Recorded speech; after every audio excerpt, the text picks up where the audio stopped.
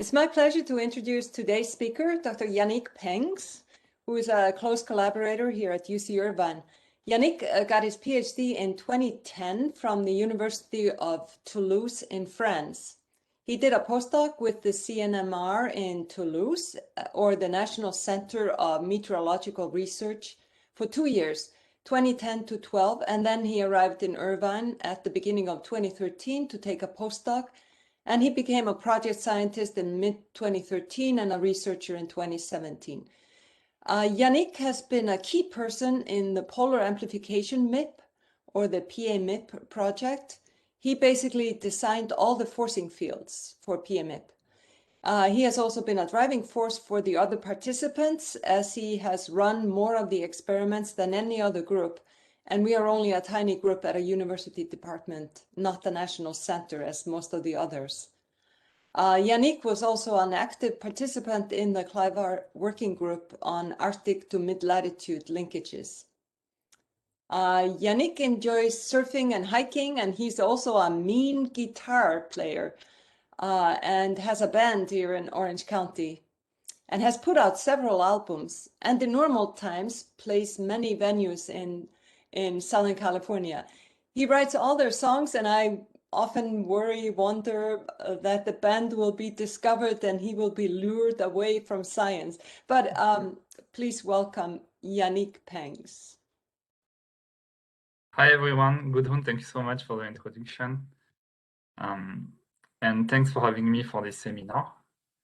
I'm going to talk about Arctic mid-latitude linkages today and talk about the role of sea ice loss versus the role of full Arctic amplification. So a work that has been done at the University of California, Irvine, with my colleagues Zach Leib and Gudrun Magnusdottir. So my first slide is something all of you know very well, I'm sure. The decline of Arctic sea ice in the last 4 decades.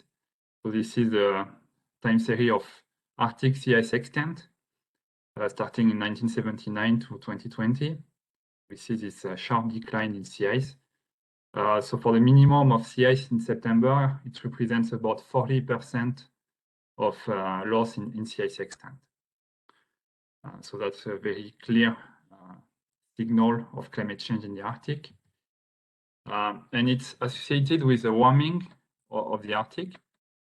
So not only the sea ice is declining, but the surface temperature and the tropospheric temperature is increasing in the Arctic. And this is shown on the top figure, showing the time series of surface temperature in the Arctic for different reanalyses. So we can see they all agree pretty well with each other.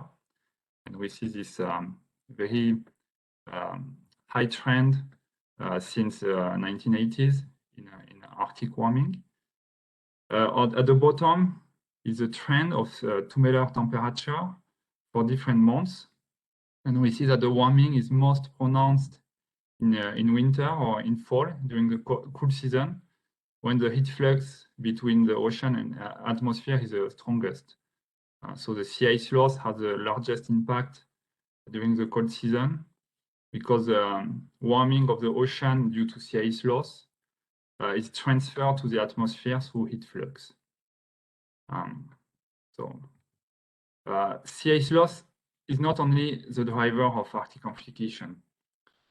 So it's of course one of the obvious signals associated with Arctic amplification. So by Arctic amplification, I mean the fact that the Arctic has warmed faster than the rest of the globe, approximately twice faster than global average temperature over the last decades.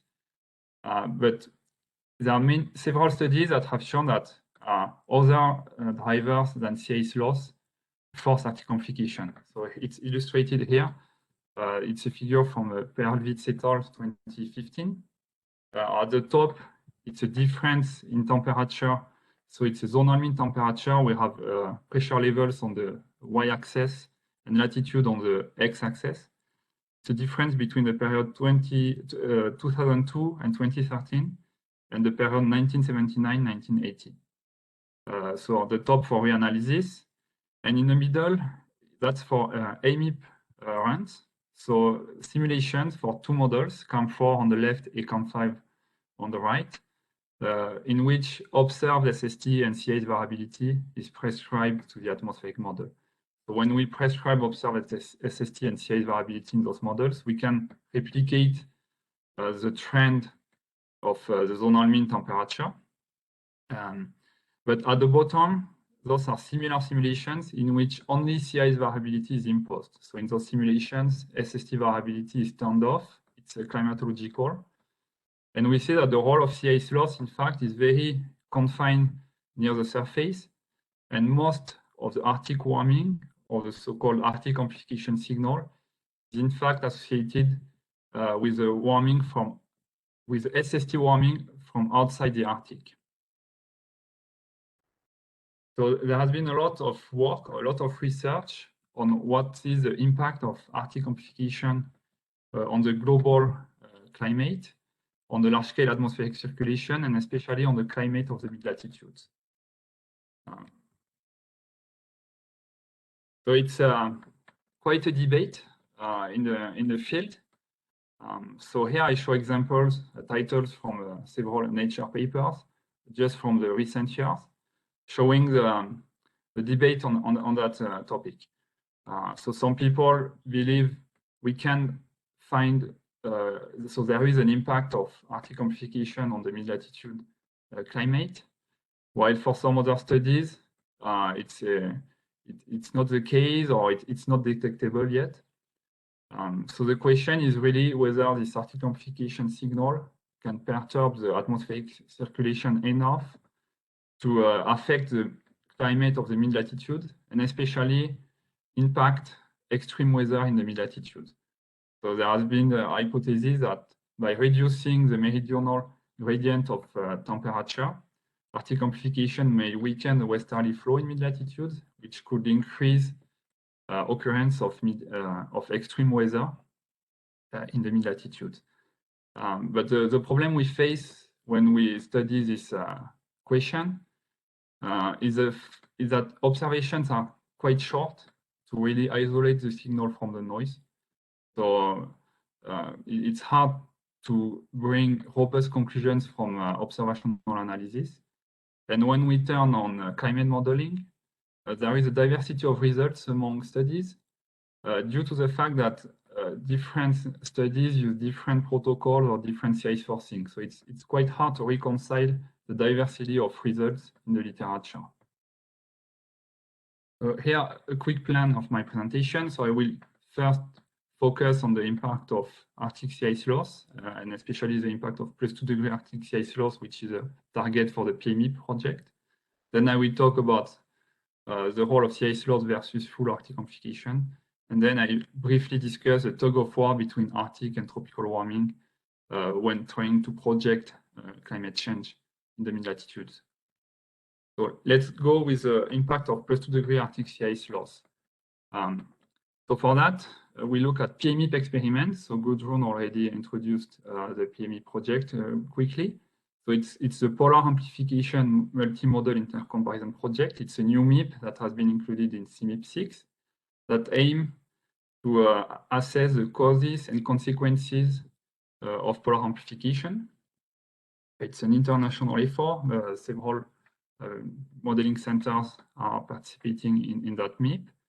I would say around 15 at the moment. And it's an experimental setup with atmosphere only and coupled ocean atmosphere simulations. So here we use the following atmosphere only PMIP simulations. So not atmosphere only. In fact, I will also show results from the coupled simulation. So simulations in which we have present day SST and sea ice.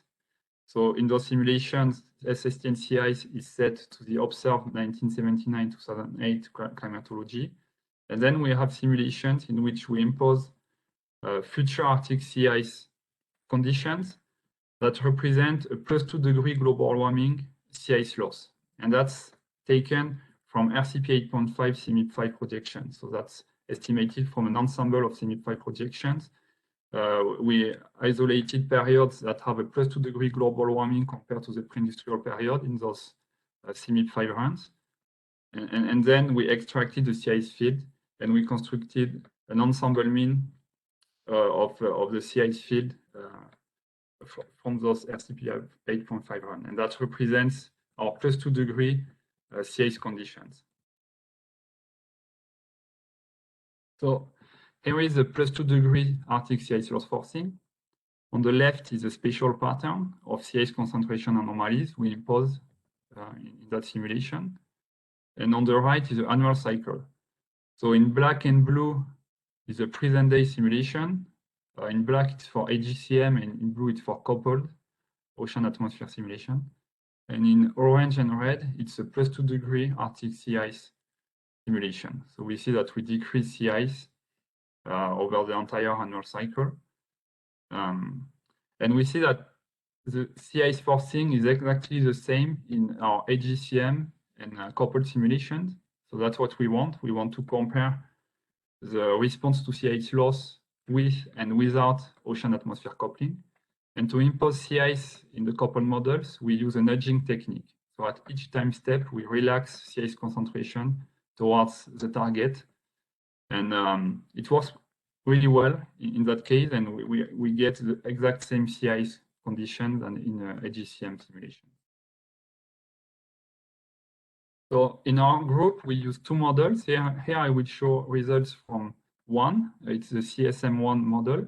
The atmospheric model is WACAM. We use the WACAM 4 version. So it's a previous version of WACAM with a specified chemistry configuration, which allows for less computational cost. So the model climatology is about the same as if we had interactive chemistry, but the model is less expensive to run, which allows us to run large ensemble of simulations.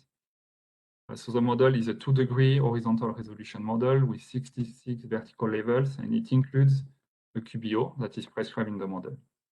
So our simulation, they consist of 300 ensemble members. So the PMIP protocol requires to have at least 100 ensemble members. And we decided to extend to 300 ensemble members to check the influence of internal variability and to check if we could reproduce the results when replicating another set of 100 ensemble members. So those PMIP simulations, they consist of 40 months run. They are start in April and they run for 40 months until the end of May of the following year. Here, I show the response of the large-scale circulation, showing the response of 700 hectopascal zonal wind in winter. So it's a December to March average. I only show results for the coupled runs, but they are pretty similar in the AGCM runs. Just the amplitude of the anomalies is a bit smaller in the AGCM run, but the pattern is very consistent. And what I do is I split our ensemble members in 3 because we have 300 ensemble members. So here it's the difference between our future CIS simulation and the present day Arctic CIS simulation. So here it shows a response to the +2 degree Arctic CIS loss forcing we impose in the simulation. And on the left, it's the response in the first 100 ensemble members. Middle left is for the members 101 to 200. Middle right is for members 201 to 300. And at the right, it's the total ensemble mean response for the 300 ensemble members. And we have the climatology shown in green contours on the right. And what we see very clearly is that there are some inconsistencies in the response. So from one subset of the simulation to the other, the response is quite different. Especially, we see that in members 201 to 300, we have quite a stronger response, and especially a stronger response of the mid-latitude jets in the Pacific. We see this increase in westerlies that we do not find in the other subsets. And also in the North Atlantic, the response is stronger than the 2 other subsets. So it means that having 100 ensemble members to examine the response to this forcing is not enough. There is too much internal variability to get really a robust assessment of the response. So here I'm using a student t-test plus a false discovery rate test from Wilkes to assess significance in the anomalies. So the false discovery rate test is quite a stringent statistical test. And even using that test, we find inconsistencies between the different subsets. And it's even more striking if we look at the zonal mean response or zonal wind. So on the y-axis are the pressure levels, and we have latitude on the horizontal axis. And this is zonal mean, zonal wind anomalies. Top left is members 1 to 100. Top right is members 1 to 200. Then we have members 201 to 300, and the total ensemble mean on the bottom right. And what we see is that the response is much stronger in members 201 to 300. It consists of an equator shift of the westerly circulation in the mid-latitude that is not as pronounced in the two other subsets. And also we find a weakening of the polar vortex. So in the polar stratosphere, we find easterly anomalies that represent a weakening of the polar vortex that is completely absent, or at least not significant in the two other subsets of the simulation. It's pretty problematic because it seems we still have a large influence of internal variability in those simulations. And the goal of PAMIP is to understand model spread. So if all the model simulations still include this kind of internal variability, what we may attribute to differences in model physics is in fact due to internal variability and noise in the simulation.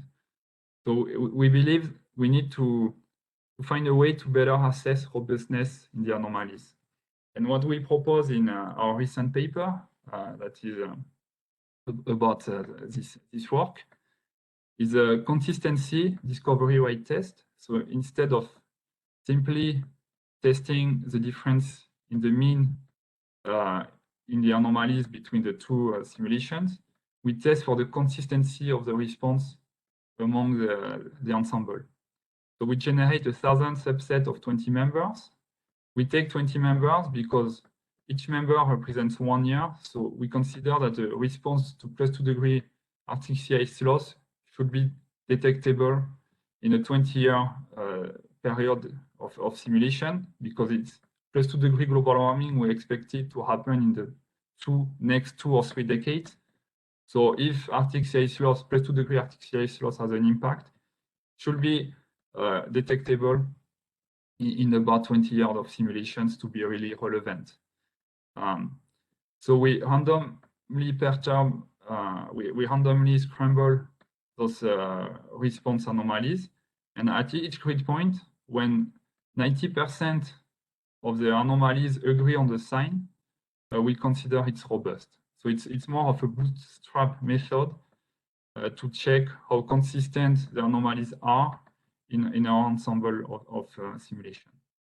And so before we apply that test, that's the same plot I showed before, the response of U700 in winter using the false discovery rate test. When we apply the consistency discovery rate test, we have a better agreement among subsets. We get rid of those non-robust westerly anomalies in the mid-latitudes. And I say non-robust because they are not reproducible from one subset to the other. And especially we find that the total ensemble mean response also is more in agreement with each subset. So this simple method seems to work to isolate robust anomalies in a better way than a traditional statistical test. So now we're starting to have an ensemble of PAMIP runs. So I can quickly show what's the ensemble mean response when we consider an ensemble of models. So here it's an ensemble mean of 8 models for which the data is available for the simulations. So here it's not coupled, it's AGCM runs only. But this ensemble mean response I show, it's again the U700 response in winter.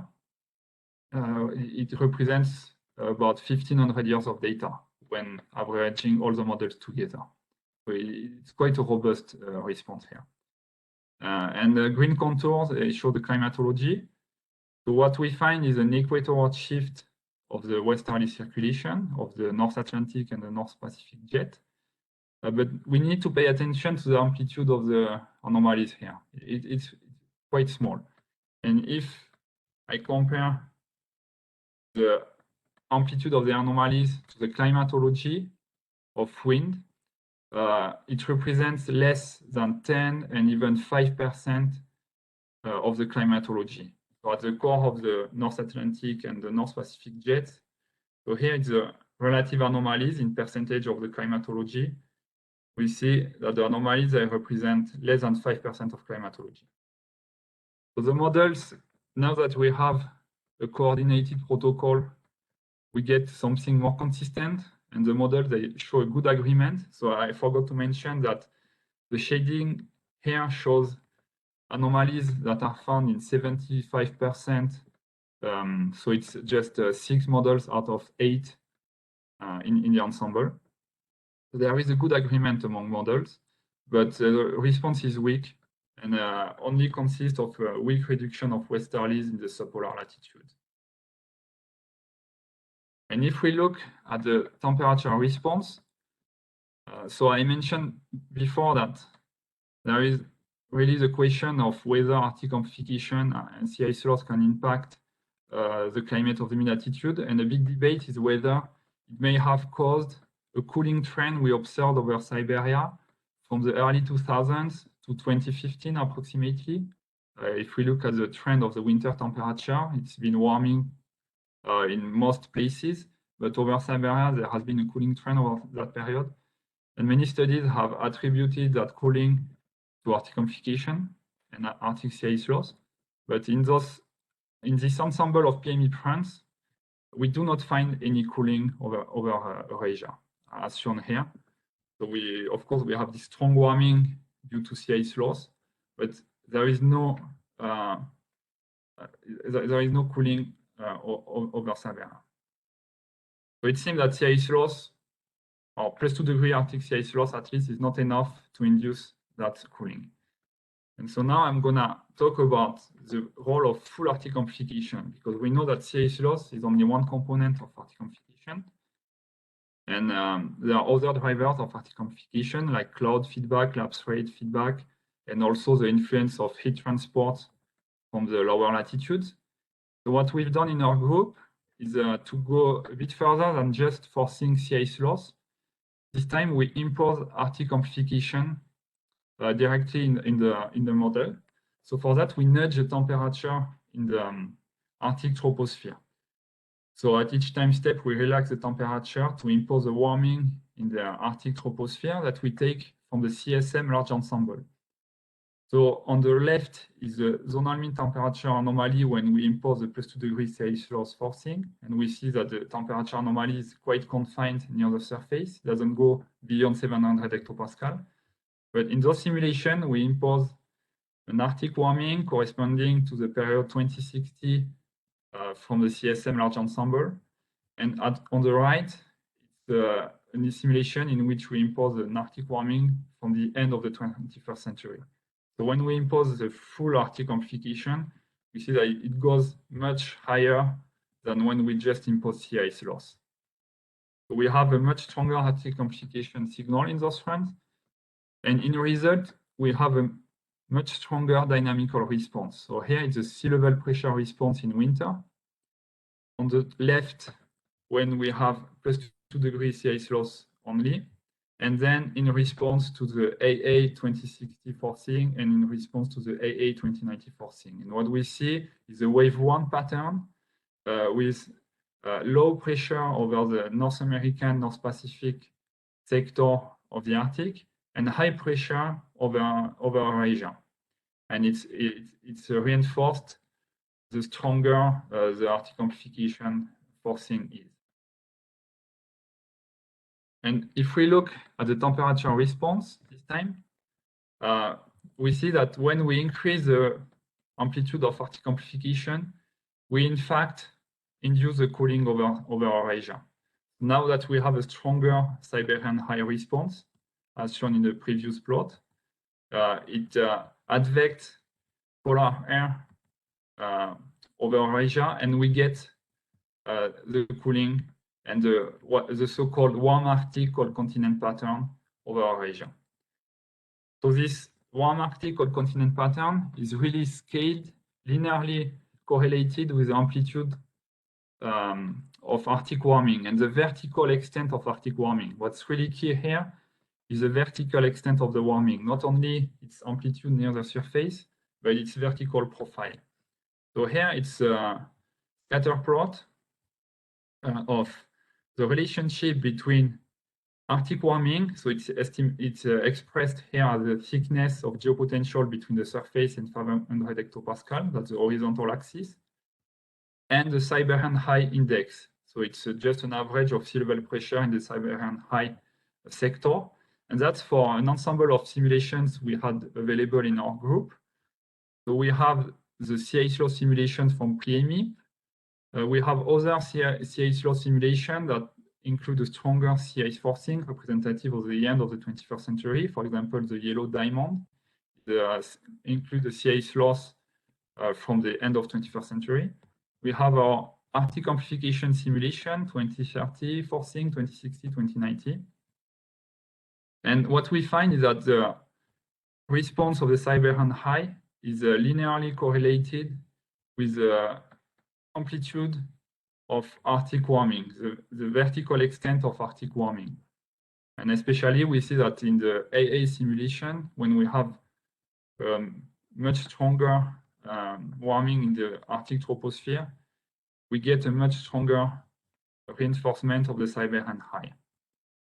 And here we explain about 90% of the variance. So it's quite a strong relationship. We can look at the same relationship in the available PME fronts. So because it's a +2 degree Arctic sea ice loss forcing, it's quite small. So the spread in Arctic warming not very large compared to what we have here. But still, we see a little bit of correlation too. We have a correlation of 0.55. So it seems that in the PME fronts, we also find this relationship between Arctic warming and Siberian high. So triangles are for simulation that include pre-industrial, present day as a reference. So it's future minus present day, and the circles are for future minus pre-industrial. So there is a stronger forcing here, and we see that we get also a stronger Siberian high response, even though it's quite small. And if we look at reanalysis, so here it's a scatter plot of the same thing using ERA5 for the season December to February over 1980-2019. And we find a similar correlation as in PME, 0.55. So even in reanalysis, we can find a connection between the vertical extent of Arctic warming and the Siberian high in winter. So it seems it's quite a robust signal. And what we've done, we've run AMIP simulations, like it has been done before, prescribing observed sea ice and SST to see if we could replicate the cooling trend over Siberia. So that's shown here in this plot. This is the cooling trend.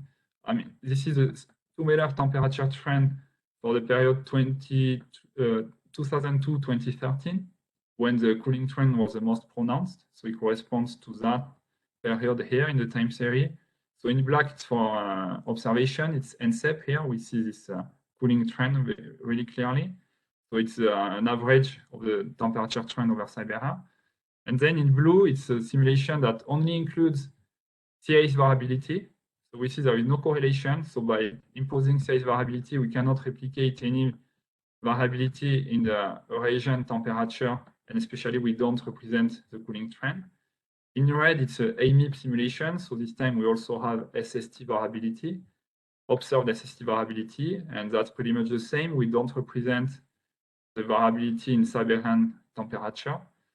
But then we have a simulation in green in which we impose Arctic variability. So the same way that we imposed an idealized forcing for the large ensemble, here we impose the observed variability in Arctic temperature in the Arctic troposphere.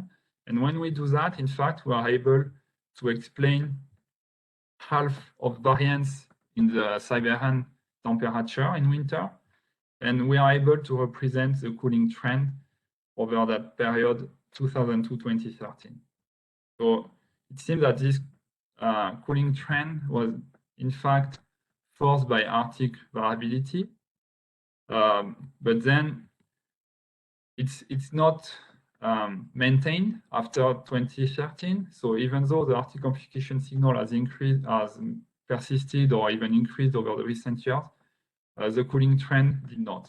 So it's probably just a manifestation of internal variability here. But it's interesting to see that we impose Arctic variability in the model. We are able to explain a good portion of it. So to finish, I'm going to talk about the tug of war between Arctic and tropical warming, because of course Arctic amplification is only one aspect of climate change. And not only the Arctic is warming, but the whole globe is warming, and especially the upper level tropical troposphere is warming in climate change scenarios. So we have performed simulation in which we impose Arctic warming, like I've shown before. It's AE 2090 simulation, so it's a forcing from a large ensemble. So here it's the zonal mean temperature anomaly we impose in the simulation. And then we have simulation in which we impose the upper troposphere tropical warming. That is a typical signature of climate change in climate projections. And then we have a simulation in which we impose both forcing, so Arctic warming and upper troposphere tropical warming. And we run those simulations from October to March. So this is the forcing, the temperature in October. But then we look at the response in the following months. So here I focus on the North Atlantic sector because that's where we found the most interesting response. And on the top panel, this is a November response. So on the left, it's a response to tropical warming. So we find, so it's a 700 hectopascal zonal wind. Okay, and in green contour is the climatology. In shading is a significant part of the response, according to false discovery rate test, 95% confidence level. So what we find in response to the tropical warming, then poleward shift of the jet. We see positive anomalies north of the core of the jet and negative anomalies south of the core of the North Atlantic jet. In response to Arctic warming, we find a weakening of the westerlies in subpolar latitude. So it's very consistent with what we see in the PME fronts, except it's much stronger. The amplitude is larger here because the Arctic forcing, the Arctic warming is stronger. And when we have both forcing included in the model, we find a tug of war. So each signal, they cancel out each other. So for example, we see that in that region, at the exit of the jet, we don't have any response. And it's really the compensation of the response to tropical warming and Arctic warming. So it's really what's called the tug of war between Arctic and tropical warming that we find in our simulation. But then interestingly, in winter, things change drastically. So this time we find an equatorward shift of the jet in response to tropical warming that is consistent with what we find for Arctic warming. So in fact, when we have both forcing included, we reinforce the equatorward shift of the jet. And that's due to the response. So there is no tug of war in that case. In winter, we find no tug of war. We actually find that the two signals reinforce each other. And this is due to the response of the polar stratosphere. We find that the polar stratospheric response modulates the tug of war. So this is a response of geopotential height at 50 hectopascal. So when it's positive, it means that the polar stratosphere is warming. So in response to Arctic amplification, we find a warming of the polar stratosphere in winter. And in response to tropical warming, we also find a warming of the polar stratosphere over the North Atlantic sector. So when we have both forcing included, we find quite a strong warming of the polar stratosphere over the North Atlantic sector in our simulation, which projects onto the troposphere and reinforce the equatorward shift of the jet. So here I show the impact of having polar stratosphere variability in the model. And we have simulation in which we removed polar stratosphere variability. So we turn off polar stratosphere variability by nudging the polar stratosphere. We nudge it toward its climatology. So we suppress any feedback from the polar stratosphere. So that's the impact of tropical warming with or without polar stratosphere variability in the model. And it's quite impressive to see that when you have polar stratosphere variability, because of this feedback of the polar vortex, we get this equatorward shift of the jet, while when we suppress stratospheric variability, polar stratospheric variability, we get what we expect from the general influence of climate change, which is this polar shift of the mid-latitude flow and of the jet. So we retrieve the tug of war when we suppress polar stratosphere variability. So to conclude, the PMEP simulations show a good agreement from what we have so far, which is a really good result. It means that now that we have a common protocol among models, we have something much more consistent. But the response is quite weak, so it's only a +2 degree Arctic sea ice loss forcing, so mid 21st century, or the forcing that we can expect to observe in the next 2 or 3 decades. So it's not a very strong forcing, and the atmospheric response is not very strong, and especially in the mid-latitudes, the dynamical response is weak, and we do not find any impact in terms of extreme weather in the mid-latitude.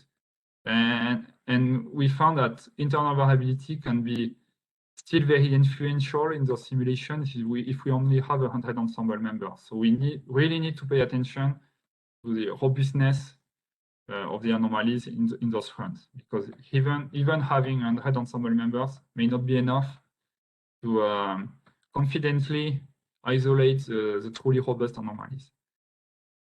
Arctic sea ice loss is only one component of Arctic amplification. And I showed that simulation in which we impose Arctic amplification exhibit a greater response that is linearly scaled with the vertical extent of Arctic warming, and especially in terms of the Siberian high response and the warm Arctic cold continent pattern. It's really linked to the amplitude, or to the vertical profile of Arctic warming. In the real world, the vertical structure of Arctic warming has a large internal variability. So that may explain why it's really hard to extract the signal, the response to Arctic warming. Because of this large internal variability, Arctic mid-latitude teleconnections are intermittent and difficult to detect. And in the future, the response of the mid-latitude dynamics will really depend on the tug of war between the influence of Arctic warming and the more general effect of global warming, and especially the warming of the tropical upper troposphere. And we find that the response of the polar stratosphere critical in winter.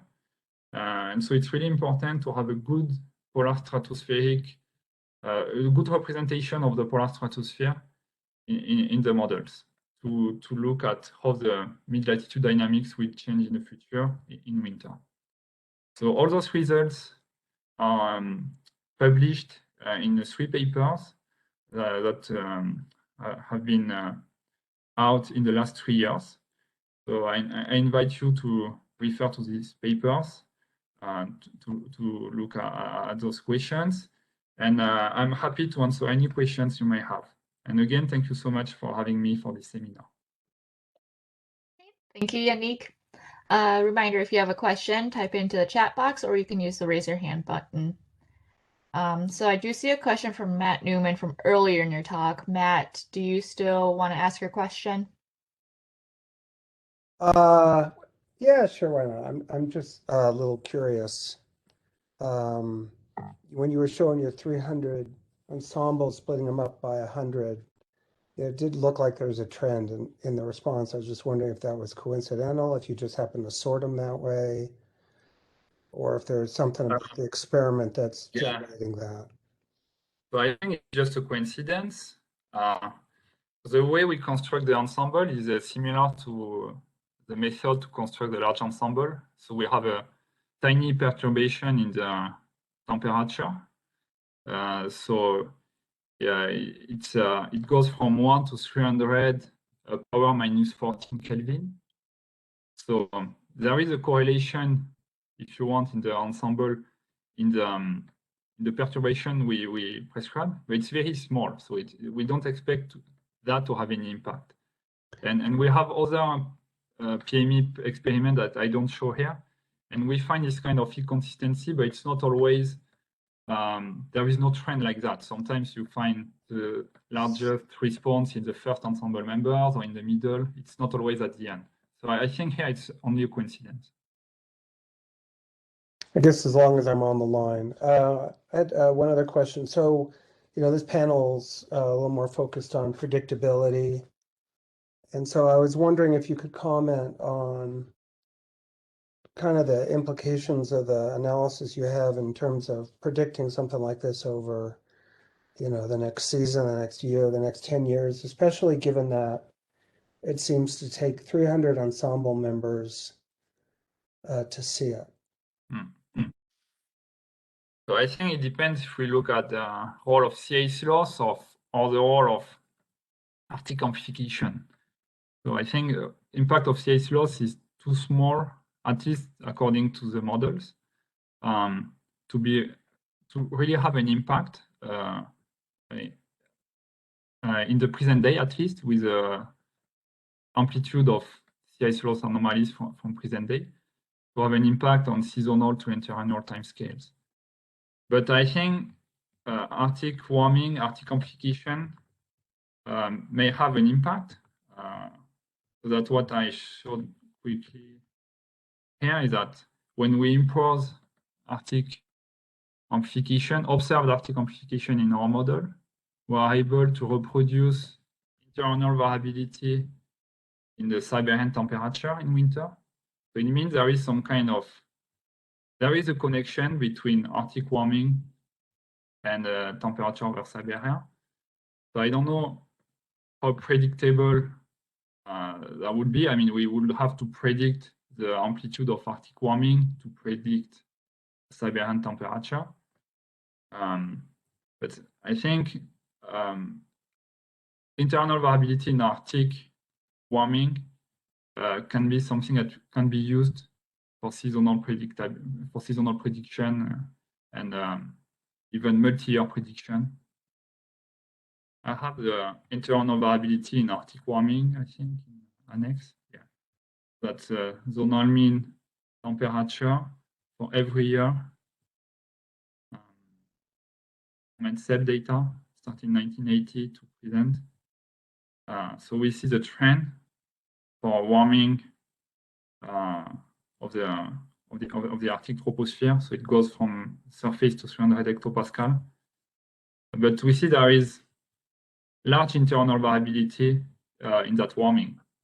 And that could be used for seasonal prediction, I think. If we are able to predict that warming, we may gain in predictability in the lower latitudes. I don't know if that answers your question. I guess I was thinking more in terms of the trend part that you're mainly focusing on. I mean, obviously there's internal variability there, but in the absence of any change in external forcing, and then you could just as easily argue you're trying to predict. Yeah, I think for the longer whatever anomalies are associated with producing the warming.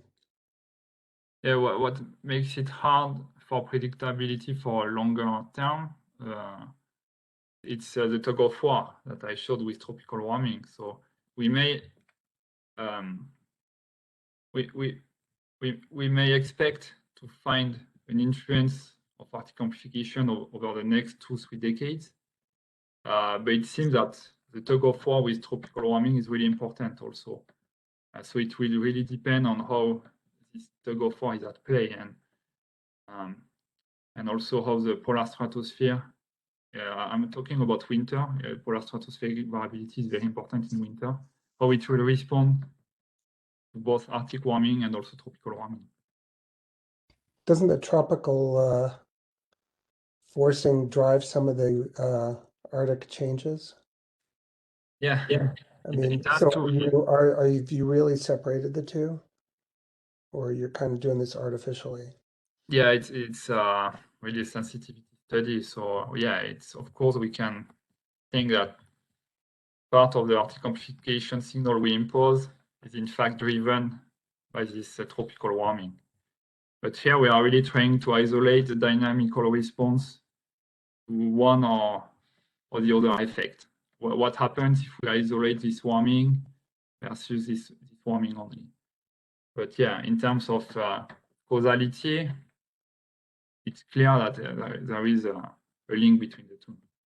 I think what we wanted to show here is that the polar stratosphere is also really important. So it's not only about those two signals, it's also about what's going to happen in the polar stratosphere. And that's really uncertain in climate projections. I see a couple questions coming up, so let's move on. And I would encourage if you guys have more to talk, maybe you can bring it offline. Hyen, you have your hand raised. Do you want to ask your question? Thank you for the nice talk, Yannick. My question is about air-sea coupling, because in your in the PAMIP design, you requested both coupled and atmosphere standalone simulations. And I remember in Clara Dazer's earlier work, she mentioned that in the response to the sea ice loss could be different in the coupled or atmosphere standalone simulations. And I wonder whether you can comment on these PAMIP results and do you see any reason in the future we should keep the running the atmosphere standalone? Is that enough, or should we do both? Yes, thank you for a great question. I went a bit fast on that. So in fact, those coupled runs are short coupled runs, and that makes a lot of difference. So here there are only 14 months run. But if you want to see the full effect of oceanic coupling, you need much longer simulations, because that's when you will see the impact of AMOC or ocean dynamics. Here, what we isolate in those simulation, it's only the role of the thermodynamics and heat flux exchanges between the ocean and the atmosphere. But we don't we cannot see the impact of longer term ocean dynamics response. And so what Clara and other people showed in their studies was more of the long-term response from the ocean dynamics. So in PAMIP, we have both. We have short coupled runs, so that's those runs 2 that I show here. But then we have runs PAMIP 6, and those are long coupled runs. But we haven't run those simulations yet. But instead of being 14-month simulation, they will be at least a 100-year continuous simulation to assess the impact of ocean dynamics. Okay, thank you. I'm going to take a question from the chat before we go back up to people who have been hand raised. A question from Wisław Maslowski. The prescribed Arctic amplification from CESM Large Ensemble over 2060 to 2090 in your experiments. Could you comment on the causes of this warming? So this signal. So what I can say is that the surface warming is caused by sea ice loss, because when we impose sea ice loss, we find this warming in the lower troposphere. So there is, of course, contribution of sea ice loss, but there is more than that. There is contribution of all the local feedbacks, cloud feedbacks, lapse rate feedbacks. I think there is also the impact of SST warming outside of the tropics and heat transport from the lower latitudes.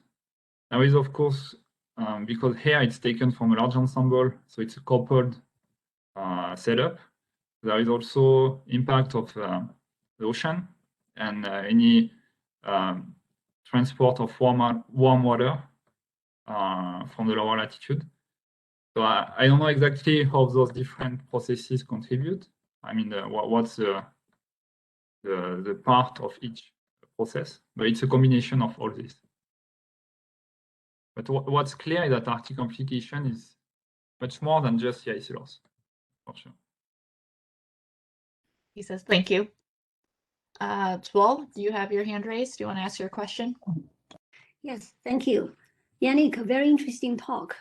I have two questions.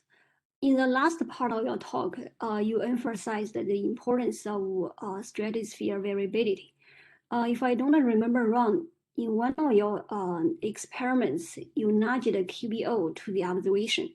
Does that mean the QBO is particularly important, or there are other like processes we should also consider? My second question is about the implication of your work to observational analysis. You suggested we need more than 100 ensemble members to detect the response to Arctic sea ice loss.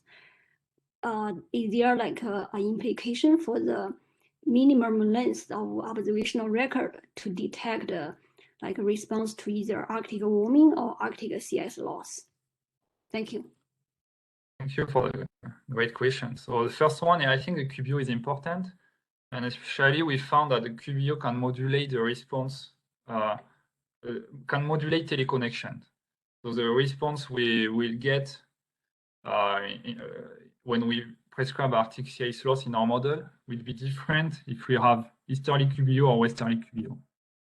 And that's something that other modeling centers have noticed too.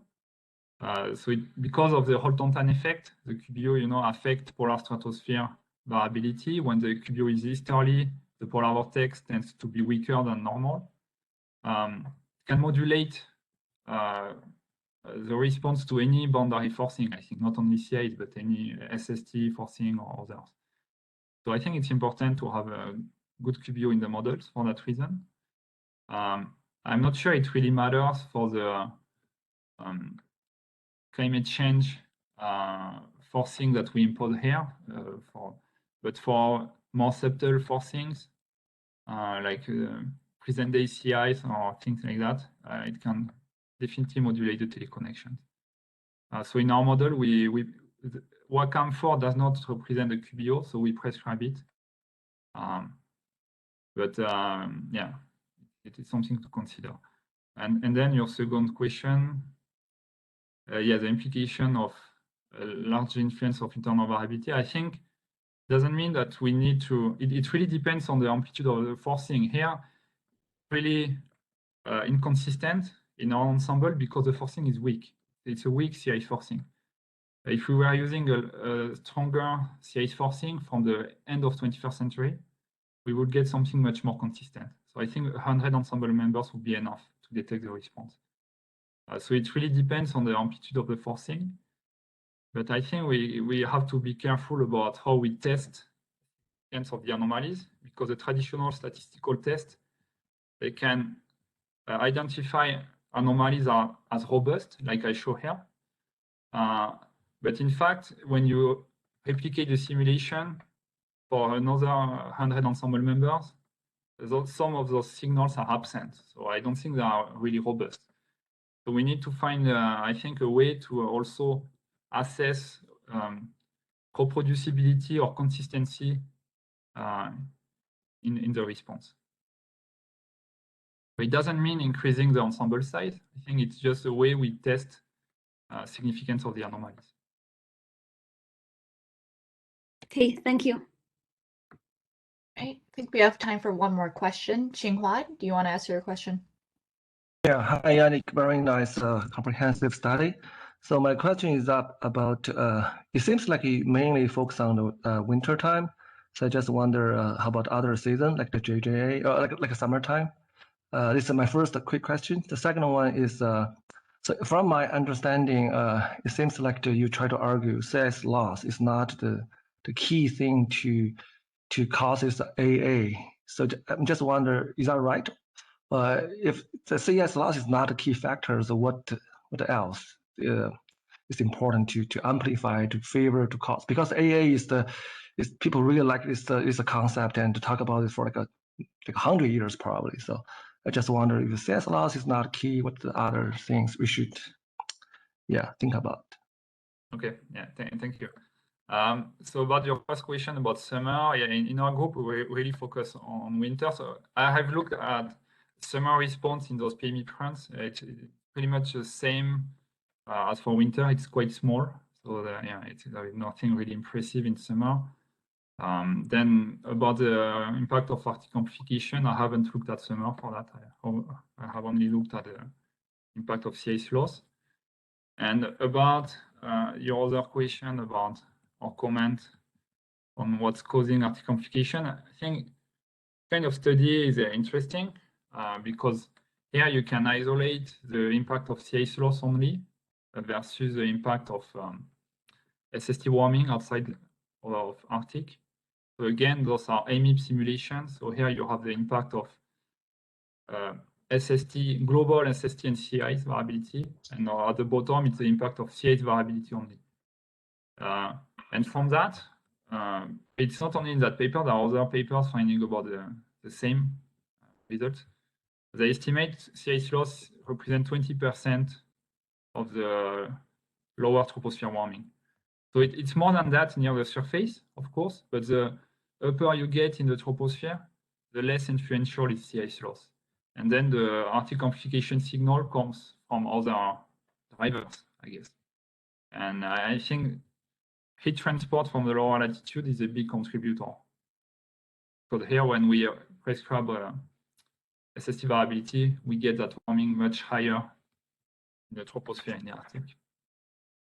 And we have PMIP includes simulations similar to that. So we can look also at that in PMIP simulations. And in our simulation, it's really similar to this. It's very consistent. Thank you. Yeah. Sure. All right, I think that'll wrap up today's webinar. So thank you again so much, Yannick, for your talk. And thank you for everyone on the line who participated. So our next PPAI webinar is scheduled for May 19th.